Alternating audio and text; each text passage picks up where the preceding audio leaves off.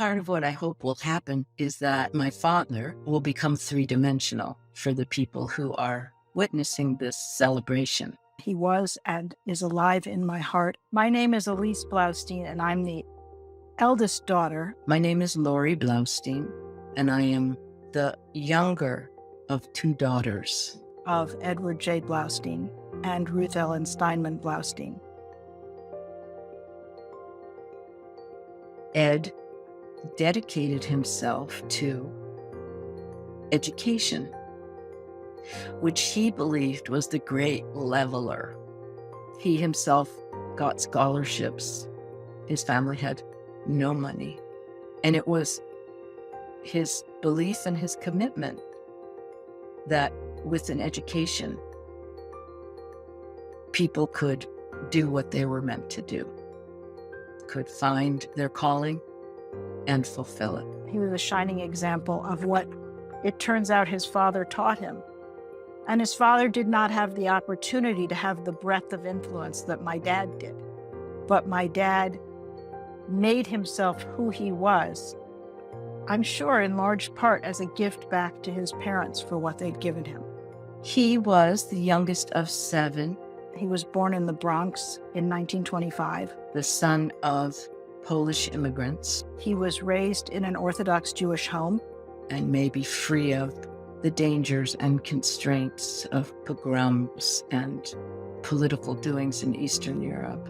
His parents, somewhat unusually for their cultural milieu, were extremely in favor of education. But as a child, his father worked as a busboy, which had a big influence on the way he thought about people and their lives. His father sold eggs on the Lower East Side of New York City. And then in the Depression, his father went bankrupt. As a result, my father went through a period of poverty. His family was truly impoverished. In fact, he once told me that they sent him to the grocer to ask if the grocer would sell them some fruit on credit to feed the family. This had a huge impact on him. How should I put it? He did not worry about money because he'd been to the bottom. He used to say to us sometimes when we would get worried, he would say, "Lisi, it's just money. We'll find some more."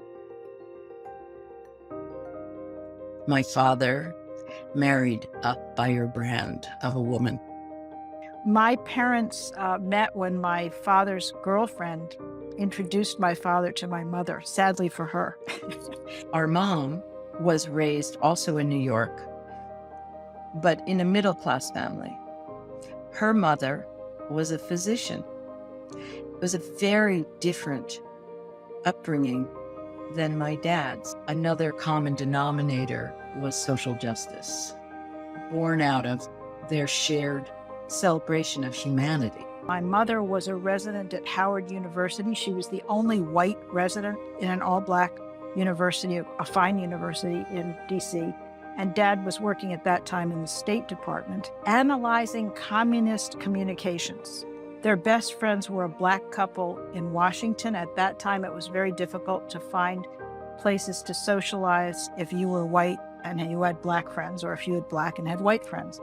Lo and behold, they discovered that their phone was being tapped, and they ended up concluding that they were worried that Dad might actually be a communist and that Mom might be trying to work with the black communities to convince them to go over to communism. It was all that kind of 1950s McCarthy paranoia.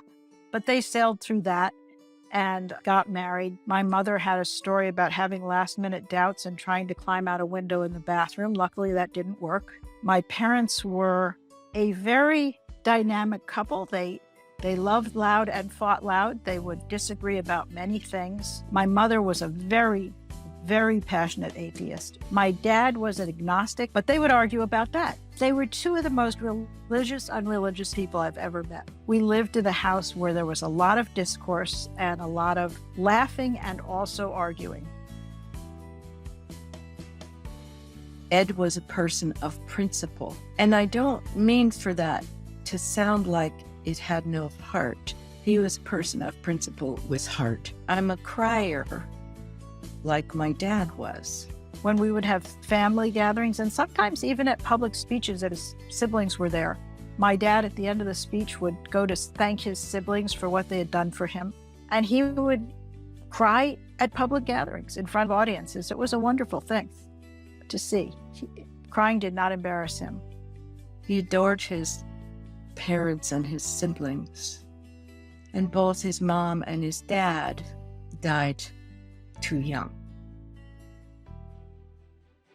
In his trailblazing 1988 commencement address, Edward J. Bloustein, my longtime friend and president at Rutgers University, spoke boldly and feelingly about community service as a new requirement for the educated person. The central theme of my father's life was to serve others. When he says here that serving others is man's noblest and best estate, that's him.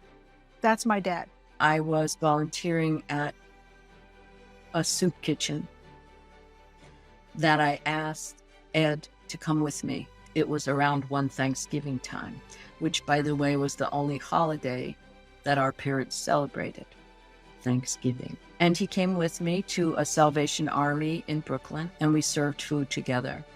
And he did it gladly and with joy. He was happiest serving others. Both of our parents were bred in the bone humanists. He believed the essence of life was caring about as wide a group of people as you could effectively care about. When he took the job at Rutgers, he told us, I'm going to Rutgers from Bennington because I'll be able to serve a much broader and more diverse community, and that is what I want to do. That's my life's mission. It was his belief that surrounding himself with other people who were skilled and bright and fascinating and had ideas that were possibly very different than his own, that would create a rich environment for learning. He was radical in the sense that he would speak out and be very vociferous in the face of anyone who didn't think that all people were entitled to life, liberty, and the pursuit of happiness. As the Vietnam War wore on, I understand that he attended an anti-war rally while he was the president of Bennington College and was arrested during that rally for expressing his First Amendment rights. When my mom got sick and then eventually died, it was devastating to my father. He was sitting on a chair with his head in his hands, and he looked up at me and he just said, "Unbearable emptiness." He lived about 13 months beyond her and died. I think he couldn't live without her. Today's program must instead be a memorial of sorts to that gentle, thoughtful scholar. My personal salute to another old friend, to a fine human being, and to his idea whose time has surely come.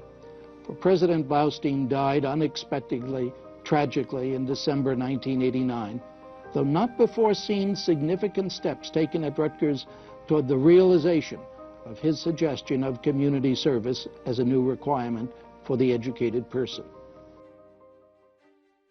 For all of his egalitarianism, Ed was not a person without ambition. The thing is that Ed's ambition was tempered by heart.